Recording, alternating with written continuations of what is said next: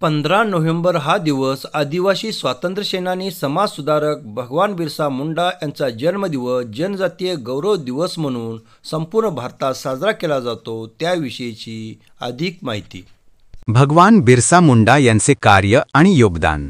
भगवान बिरसा मुंडा हे भारतातील महान स्वातंत्र्य सेनानी, आदिवासी नेते आणि समाजसुधारक होते. त्यांचा जन्म 15 नोव्हेंबर 1875 रोजी उळीहातू, झारखंड येथे झाला आणि त्यांनी आदिवासी समाजाला ब्रिटिश सत्तेविरुद्ध उभं राहण्याची प्रेरणा दिली. ब्रिटिशांनी आदिवासींची जमीन जप्त करून ती महाजन, साहुकार आणि जमीनदारांना दिली होती. बिरसा मुंडा यांनी या अन्यायाविरुद्ध आवाज उठवला. त्यांनी जमीन आमची आहे हा नारा देऊन मुंडा आंदोलन सुरू केले. बिरसा मुंडा यांचे उलगुलान म्हणजे महान क्रांती. त्याने 1899 ते 1900 मध्ये ब्रिटिश सत्तेविरुद्ध सशस्त्र बंड केले.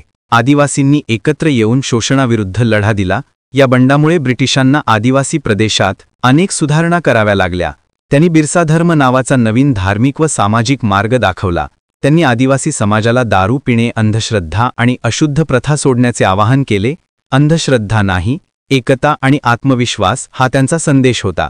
त्यांच्या आंदोलनामुळे ब्रिटिश सरकारने 1908 मध्ये छोटा नागपूर टेनन्सी ॲक्ट म्हणजे भोटचा समझौता ॲक्ट लागू केला. या कायद्यामुळे आदिवासींच्या जमिनीचा हक्क त्यांच्याच हातात राहिला.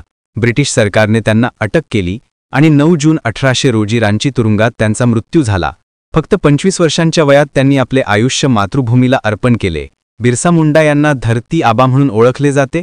त्यांचा जन्मदिवस 15 नोव्हेंबर हा भारतात जनजातीय गौरव दिन म्हणून साजरा केला जातो. रांची येथे बिरसा मुंडा विद्यापीठ आणि बिरसा मुंडा विमानतळ त्यांच्या नावाने ओळखले जातात.